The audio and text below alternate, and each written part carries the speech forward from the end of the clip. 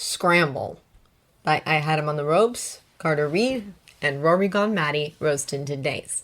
Chapter 2, Day 958. Winter and spring had both lived and died before Bruce saw Clark again. The dark night had watched his city freeze, thaw, bloom, wither, and begin to writhe in the impending heat with a dispassionate eye, cordoning off what remained of his heart with all the ferocity of Bane and the frenetic paranoia of the Joker. The League had come close to discovering him. Too close! And their reaction was a foghorn, parting his budding trust in an instant. They had proven they couldn't be trusted. They're too rash, too bullish, too emotional to consider reason. And reason was all Bruce had nowadays. Emotion had seen his sons driven from his side, and his soulmate crumbled in despair in the face of a situation more akin to a Shakespearean comedy than a meeting room hidden in the bowels of Metropolis. Although while Bruce had contained himself to the back alleys and rooftops of Gotham, skirting the occasional question Gordon would ask about his new friends, the League had expanded. Television screens broadcast their exploits in high definition, with garish, glaring captions confining their accomplishments to 8 words or less. They were beacons shining out into the world, coveted by nations and exalted like new deities or second comings. At first, the headlines had screamed in his absence, "Where is the Batman?" and "Is the Bat injured?" and "No Dark Knight in Justice League," cried out, giving voice to the eager, curious, greedy public that yearned for news. Reporters had flung forth questions with persistence and veracity, but still no answer was given. The League remained tight-lipped, offering nothing to suggest they even knew the Bat, let alone had entwined themselves so deep into his life that ripping them out had hurt Bruce more than he expected.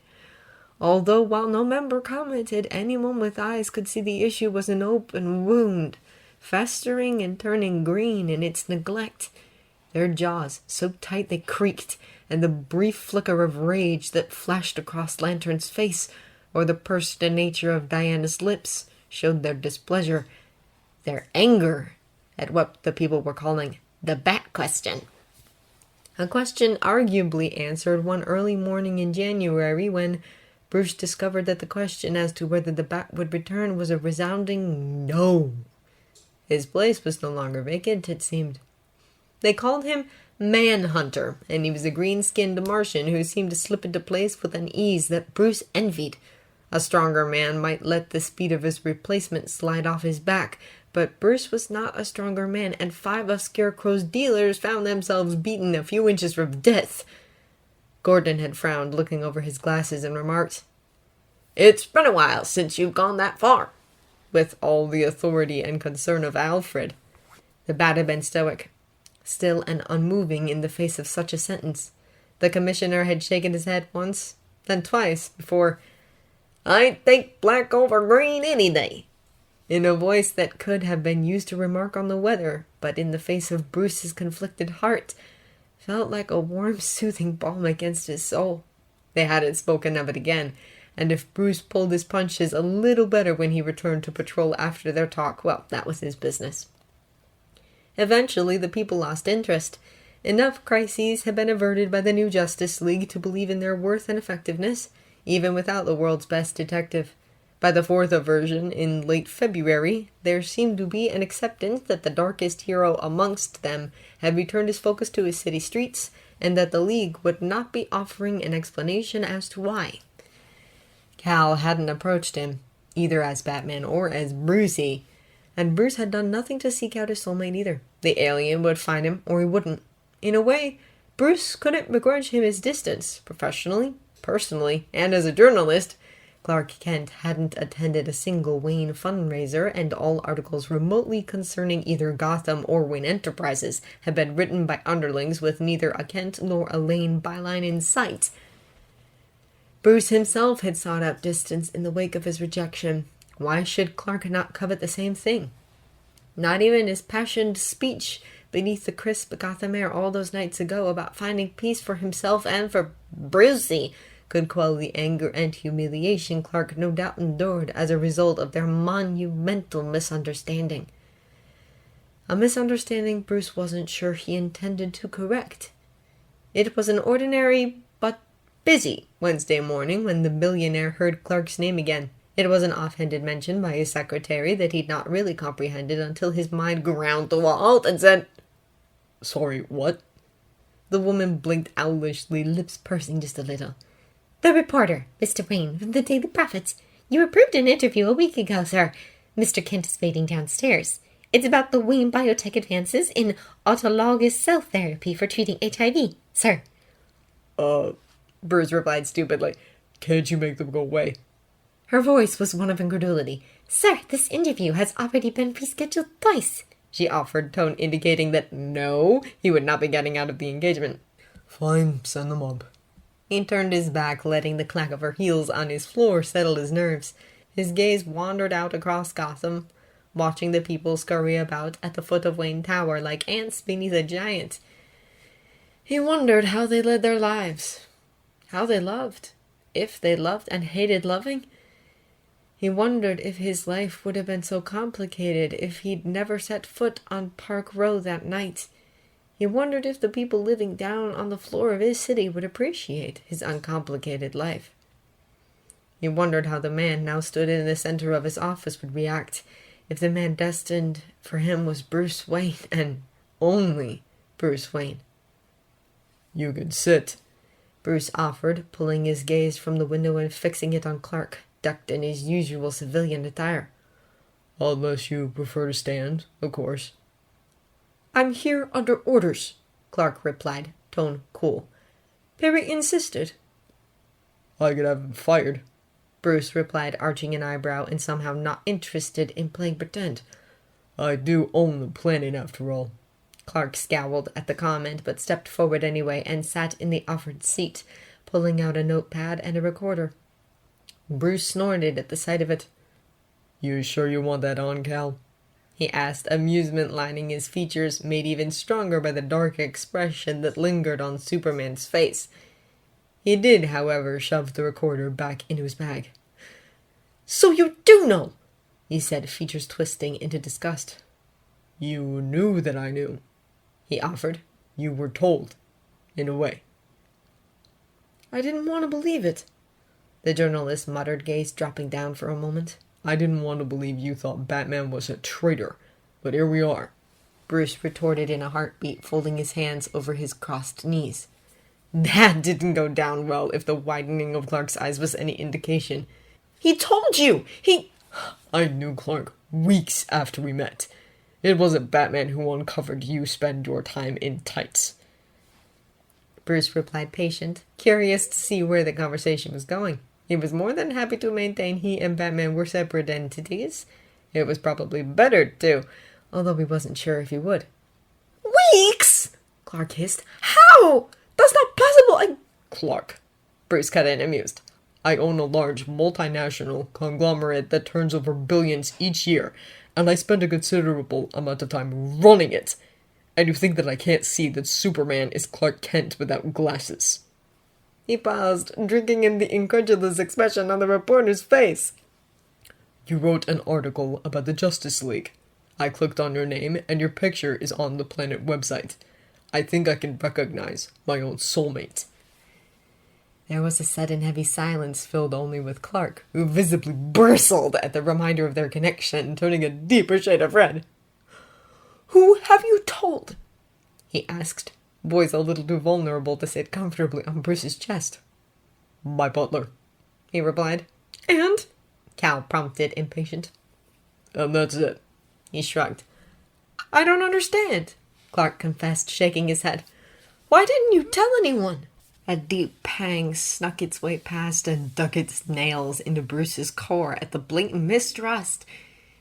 He swallowed once before pinning Clark in place with his coolest stare. "It was never my secret to share." Silence lay over them, a heavy blanket pressing them into their chairs, a poison on their skin, becoming more painful with each moment, that it started to blister a possessed thing that wouldn't be exorcised. It was thick, quick to engulf, slow to flee. Bruce hated it, but he would not break it. Batman was born for such silence. all jagged edges and desperate quiets. Eventually, he turned his gaze away, letting his city greet him with glinting silver skin and a low-slung sun. Gotham was beautiful today, her light casting away the shadows she so regularly wore. "I'm sorry."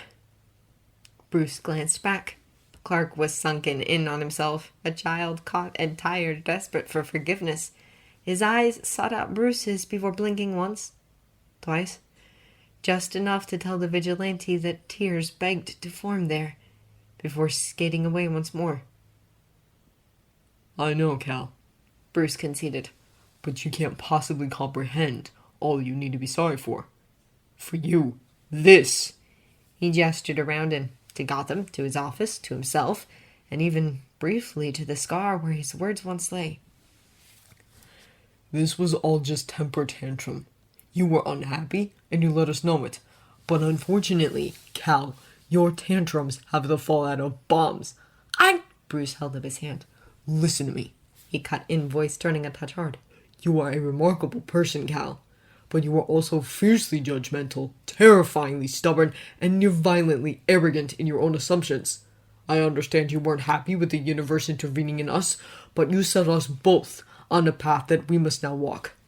It was you, Cal, that created this future, that created this version of ourselves. You, who started the cycle of mistrust and heartbreak and misunderstandings." A pause. "Do you understand?" "You didn't help," Clark replied, jutting out his chin. Bruce rolled his eyes, gesturing at the alien who had just proven his points. "Perhaps," he conceded. "but Bruce Wayne is exactly who I need him to be, who the world needs him to be. We can't have the world thinking he makes executive decisions if we still want to keep the money flowing." "You do fund Watchtower, then?" A hollow laugh. "I fund everything, Clark. I still fund everything. Even with you all clamoring over one another to declare your league compromised by me, I still funnel as much as I dare into your organization." Cal let out a deep, bone-weary sigh. "I am sorry," he repeated. "About 3 years ago when we met, I shouldn't have done what I did. I shouldn't have said what I said, either. I shouldn't have even been so angry about the idea of you and me," he choked out. "No, you shouldn't. But you did. And that's why we are where we are." "So you..." "I'm not dating Batman, Cal." Bruce huffed out, suddenly tired. "I'm not dating anybody, despite what the tabloids would suggest. My last semi-stable relationship was years ago with a woman who was never sure whether she wanted to stab me or sleep with me." A sigh. "It's complicated," he offered, although that only covered about half of their history. At least she had helped save Jason. He'd never be able to repay her for that. "I'm sorry." "You seem to be saying that a lot," Bruce replied deadpan. "I am. You must know I am," he continued, eye beseeching. Bruce only shrugged, glancing at the clock. Clark seemed to notice, and he tapped his notebook, page still empty, with his pen. "How about I show you?" he eventually said. "I could write an article, let the world see who Bruce Wayne really is. I could..." "Absolutely not!" Bruce spat, eyes immediately honing in on Clark's own, his tone harder than steel and his heart picking up a panicked rhythm. Clark blinked. "But you do good," he insisted, brow now furrowed. "Don't you want the world to know?" "Absolutely not," he said again, teeth clenched. Clark dragged a hand through his hair. "I don't understand," he finally confessed. Bruce turned away, gaze going again to beyond the horizon as he tried to still the tremors in his hand and the tang of adrenaline in his veins, urging him to fight until his bones shattered. "I told you, Cal. Bruce Wayne is exactly what the world needs him to be." He turned back. "What I need him to be." He drew in a breath. "You've already fucked up large portions of my life. Don't fuck this up too." Clark felt a shiver run down his spine at the force behind the words. "Okay," he yielded with a nod before letting some heat seep into his words. "But why? I know you're not who I thought you were. You're not the creep in the tabloids. You're not some uncaring 1%er with an eye always on the bottom line. Why does Bruce Wayne have to be what I always thought you were? Why does he have to be an airhead, a drunk, a socialite? To be someone that anybody with morals would reject as a soulmate? His tone was cruel, clearly smarting at the deception that caused him so much pain. Is it because you don't think you can change your fucked up image? Or is it because you don't want to even try? Bruce let out a cold, hollow laugh. Actually, Cal, it's because there are very few people in this world with the sort of money I have. He began, words loaded with rage.